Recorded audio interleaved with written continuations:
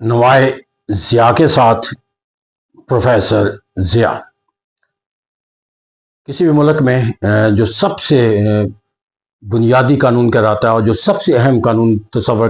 کو دیا جاتا ہے جس کو that is called the constitution, اور اسی لیے کہا جاتا ہے that is the fundamental law of the land, کیونکہ یہ وہ قانون اور ضابطہ ہوتا ہے کہ جو خود حکومت اس کی کریچر ہوتی ہے، کریٹر نہیں ہوتی، اور بطور کریچر جو ہے اسے کانسٹیٹیوشن کی اطاعت کرنا ہوتی ہے، یا پھر عام جو لا ہوتے ہیں جو لوگوں کی زندگی کو مربوط بناتے ہیں اس کی گورنمنٹ کریٹر ہوتی ہے۔ تو یہاں پر فرد اور ریاست کا تعلق ہو یا نظام ریاست کو چلانے کا تصور ہو، تو اس کے لحاظ سے جو سب سے زیادہ کسی ملک کے لیے اہم ضابطہ قرار دیا جاتا ہے وہ کانسٹیٹیوشن قرار دیا جاتا ہے، اور اس کے اندر اندازہ اس بات سے لگایا جا سکتا ہے کہ اس کی تشکیل کرنا ہر ریاست کے لیے ناگزیر ہوتا ہے، اس کو اس پر عمل درآمد کرنا ہر ریاست کی ترقی و خوشحالی کے لیے ناگزیر ہوتا ہے، اور اسی لیے اس آئین کو جو کوئی فرد یا کوئی گروہ اپنی مرضی کے مطابق اس کو تبدیل نہ کر سکے۔ عام قوانین کے مقابلے میں آئین کو تبدیل کرنے کے لیے جو وہ ایک مشکل عمل جو ہے اس کو اختیار کیا جاتا ہے، اور اسی لیے کہا جاتا ہے کہ ایک بہترین دستور وہ ہوتا ہے جو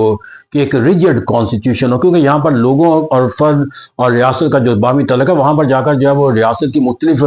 جو اکائی ہیں ان کے درمیان بھی جو تعلقات ہوتے ہیں ان کو بھی آئین کا چونکہ حصہ بنایا جاتا ہے۔ تو فنڈامنٹل رائٹ سے لے کر ریاست کے اغراض و مقاصد تک، اور ریاست کے اغراض و مقاصد سے لے کر ریاست کی مختلف اکائیوں کے باہمی تعلقات اور اداروں، حکومت کے مختلف اداروں کے باہمی تعلقات، غرض ہے کہ پورے ملک کا نظم و نسق کے لحاظ سے جو بنیادی ضابطہ ہوتا ہے وہ آئین ہوتا ہے، اور اس کی حفاظت کرنا، اس کو مینٹین کرنا جو ہے وہ کسی ریاست کے لیے جو ہے وہ ناگزیر تصور کیا جاتا ہے، اس کی تشکیل سے لے کر اس کی ارتقاء تک اور ارتقاء سے لے کر اس کی ترقی اور خوشحالی کے ہر پیمانے پر۔ پاکستان میں اگرچہ یہ تو ہم نے فخر اختیار کر لیا تھا کہ پاکستان کے اندر ہم نے ایک ایسا دستور بالآخر جو ہے وہ انتہائی مشکل ادوار کے بعد جو ہے وہ ایک طویل عرصے کے انتظار کے بعد 1973 کے اندر تشکیل دے دیا، جو ایک متفقہ تھا، جو ایک ڈاکومنٹ تھا، لیکن المیہ یہاں پر یہ ہو رہا ہے کہ وقت گزرنے کے ساتھ ساتھ اس کے اندر جو ہے وہ نہ صرف خامیوں کی نشاندہی کی جا رہی ہے بلکہ اس کو تبدیل کرنے کا جو ہے وہ ایک لامتناہی سلسلہ جو ہے وہ ہم نے اختیار کر رکھا ہے، اور بالخصوص عہد حاضر کو اگر کوئی پاکستان کی سیاست کے اوپر کوئی موضوع بنانا چاہے گا یا موضوع دیکھے گا تو کہا جائے گا کہ پاکستان کی سیاست کا سب سے اہم پہلو، سب سے خطرناک پہلو اور سب سے زیادہ حکومت کی توجہ کا مرکز رکھنے والا جو پہلو ہے وہ آئین کے اندر تبدیلی لانا ہے۔ اس طرح جہاں پر جو موجودہ جمہوری نظام کے اندر شامل حکومتیں ہیں وہ 8ویں ترمیم کو ختم کر کے 18ویں ترمیم کو جو ہے وہ اپنے لیے ایک فخر کا بیانیہ بناتی تھی، اب اس کے بعد جو ہے وہ اب ہم 27th امینڈمنٹ کر چکے ہیں، اور اس کے اوپر بھی جا کر بیانیہ جو ہمیں نظر آتا ہے کہ 27th is not the end itself, it is just a mean to an end, اور اینڈ جو ابھی ہمیں کب مکمل ہوگا یہ ہمیں 28 کو لانا پڑے گا، 29 کو لانا پڑے گا، اور یہ سلسلہ چلتا رہے گا۔ تو اس طرح کہتا ہے ہم نے اب آئین کو جو ہے وہ اینڈ نہیں تصور کر لیا بلکہ آئین جو ہے وہ ایک مین بن گیا، اور اینڈ جو ہے وہ ہمیں ابھی حاصل کرنا ہے مختلف ترامیم کے ذریعے۔ اس طرح جب 26 امینڈمنٹ کی گئی تو اس کے اندر ایک بہت بارگیننگ کا تصور دیا گیا، بہت زیادہ کمپرومائزنگ کا تصور دیا گیا، نیگوشیشن کا تصور دیا گیا، اور اس کو ایک لیجیٹیمائز کرنے کے لیے جو وہ کنسنسس کا بھی تصور دیا گیا۔ لیکن جب 27th امینڈمنٹ آئی تو 27th امینڈمنٹ کے اندر جو ہے وہ پہلے جو 26 امینڈمنٹ والا، یعنی کہ ماضی کو تو ہم نے بھلا دیا نا کہ جو 18ویں ترمیم تھی کہا گیا متفقہ ہے کئی مہینوں تک بحث و تمیز، وہاں پر پھر بھی ایک کمزور پہلو ہمیں 26 کے اندر حاصل ہو گیا۔ جب 27th امینڈمنٹ آئی تو یہ تصور جو 26 کے اندر حاصل ہوتا وہ بھی حاصل نہ ہو چکا، اور واضح طور پر مختلف گروہ پیدا ہوئے، مختلف رائے پیدا ہوا، اور حکومت وقت نے اس کو حاصل کرنے کے لیے کہیں گیو اینڈ ٹیک کیا، کہیں طاقت ریاست کا استعمال کیا گیا، اور کہیں آئندہ کے لیے جو ہے معاہدے کیے گئے تاکہ جو ایک، اور یہاں تک کہ اس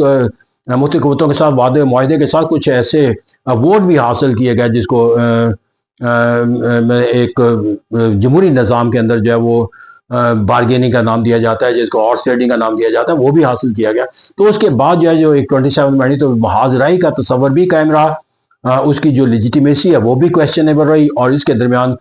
جو دائرہ کار ہے مختلف اداروں کا اور وہ بھی باہمی ٹکراؤ کا آئینہ دار بنتا چلا گیا۔ تو اس طرح کہتے ہیں کہ جو اغراض و مقاصد ہوتے ہیں آئین کے، اس کے تحت جو ترمیم کے ہوتے ہیں کہ اسے جدید حالات و واقعات کے مطابق ڈھالا جائے، نہ کہ جو پہلے سے موجود آئین ہے اس کو ایک ایسی شکل میں ڈال دیا جائے کہ جو پہلے سے موجود اس نظام کی افادیت ہے اس کے اوپر بھی سوالیہ نشان اٹھانا شروع کر۔ تو اس طرح 27 امینڈمنٹ ہے جو ہمارے ماضی کے جو آئین ہے اور ان کا جو ارتقاء ہے اور جو ترامیم ہے اس کے تمام پہلوؤں سے ہمیں اس کے نتائج جو وہ نظر آتے ہیں۔ نہ اتفاق رائے رہا، نہ اس کے اوپر وہ ریاست کے اداروں کے درمیان کوئی ہم آہنگی کو نہ فرد اور ریاست کے تعلق کے حوالے سے اس آئینی ترمیم کو عوامی سطح کے اوپر وہ پذیرائی کو حاصل ہو سکے جس کو ملنا اس کا بنیادی آئینی ضرورت ہوتی ہے۔ اب یہاں پر جا کر جو ایک نیا تصور دیا جا رہا ہے کہ یہ ترامیم جو ہے وہ 27 just mean end end waiting ہے، اور اس کو ایک نام دیا جا رہا ہے کب ختم ہوگا، لیکن جو ایک نیا تصور ابھی اس مین کے تحت حاصل کرنے کے لیے ہم نے ایک قدم اور آگے بڑھنا ہے، that is call the 28th amendment. اب جو 28 امینڈمنٹ کے ابھی تک جو اصول اور ضابطے ہمیں دکھائے جا رہے ہیں، جو سمجھائے جا رہے ہیں سیاسی نظام کی مختلف مہروں کی طرف سے، قوتوں کی طرف سے، وہ یہ ہے کہ اس کا ایک اہم موضوع تو ہے وہ لوکل گورنمنٹ کا نظام ہے، اور دوسرا جو اہم موضوع اس کا ہوگا وہ پاکستان کے اندر مرکز اور صوبوں کے درمیان وسائل کی تقسیم کے لحاظ سے جو ایگزسٹنگ معاہدہ ہے اس معاہدے کے اندر کچھ تبدیلیاں لانا، اور اس کے اندر بالخصوص وہ عمل کہ جس کے اندر جو دیے گئے جو معاہدہ کے تحت ان کے مراد تھے یا ان کے وسائل تھے جن کو تحفظ تھا کہ اس کو ختم نہیں کیا جا سکتا، کم نہیں کیا جا سکتا، اس کو بھی اس کا ختم کر۔ اب یہاں پر جا کر جو موضوعات ہیں وہ لوکل گورنمنٹ کا لوگوں کے حوالے سے، اب یہاں آئینی ترمیم کے ذریعے اس کو ایک پابند کیا جائے گا۔ تو پہلا جو سوال ہے کہ یہ جو اختیار ہے جس کو صوبوں کو منتقل کیا جا چکا ہے، اور صوبوں کا یہ کام ہے کہ وہ آئینی طور اس سے صوبوں سے اسے واپس لینا اور ایک ایسا وفاقی نظام کے تحت ایک لوکل گورنمنٹ کا نظام تشکیل دینا کہ جہاں پر جو ہے وہ جو صوبائی حکومتوں کی جو ہے وہ پشت پناہی کا تصور جو ہے وہ ناموجود ہو۔ تو اس طرح وہاں پر جا کر ہم کہ کس طرح ممکن ہے کہ ایک صوبائی حکومت کے ناپسندیدگی کے ساتھ جو ہے وہ ہونے والا کوئی بھی نظام جو لوکل سطح کا نظام ہو اس کو کامیابی سے حاصل کر سکتے ہیں، کیونکہ پاکستان کے اندر جو مرضی لوکل نظام بنا دے اسے اپنے وسائل کو حاصل کرنے کے لیے صوبوں سے نہ صرف صوبائی سطح کے اوپر اگر اسے یہ تحفظ بھی دے دیا جائے کہ حکومت کتنے وسائل اس کو منتقل، پھر بھی اس کو وسائل کے استعمال کے لحاظ سے جو ایڈمنسٹریشن کی ضرورت ہوگی، انتظامیہ کی ضرورت ہوگی، اداروں کی سرکاری کی ضرورت ہوگی، وہ تو گورنمنٹ کے تابع۔ اب یہ ممکن نہیں ہے کہ وسائل کے ساتھ ساتھ وہ تمام ادارے جو ان وسائل کو تقسیم کرنے یا اس وسائل کے استعمال کرنے کے لحاظ سے مختلف پالیسی ساز ادارے ہیں وہ صوبائی سطح کے نکل کر مقامی سطح پر بنا دیا، بلکہ اس کے لیے تو وفاقی کی ضرورت بھی ہوتی ہے،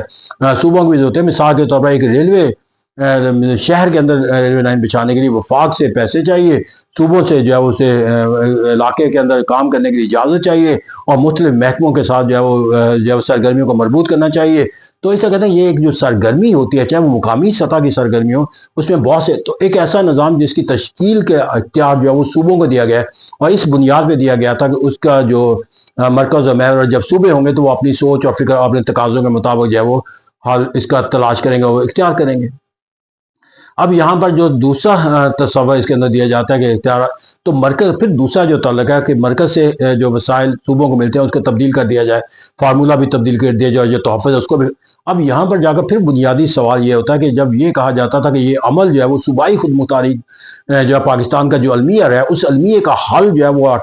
18ویں ترمیم ہے، اور صوبوں کو جو اختیارات دے دیے ہیں اب صوبے جو ہے وہ کبھی غیر مطمئن نہیں ہوں گے۔ تو ہم کہاں پر وہ ابھی بھی صوبوں کے اندر غیر مطمئن ہونے کا جو تصور ہے اس کو ختم کر نہیں سکے، ہم اس کے اندر جو اطمینان کا ایک تصور تھا اس کو ختم کرنے کے لیے ایک عمل جو ہے اختیار کر۔ اب یہ عمل جو کہ پاکستان کی آئینی تاریخ کا اگر دیکھا جائے تو جو بھی اہداف ہوتے ہیں وہ صرف اہداف جو ہے وہ اس کے ووٹنگ کو حاصل کرنے کے لیے ہوتے ہیں، نہ کہ اس کا اہداف جو ہے وہ آئین کے اندر تبدیلی کے ان پہلوؤں کو یکجا کرنا مقصد ہوتا ہے جس کے اندر قومی مفادات کا تحفظ جو ہے وہ یقینی مستقل مفادات کی نشو و نما کی جا سکے۔ تو یہاں پر اہداف حاصل کر کے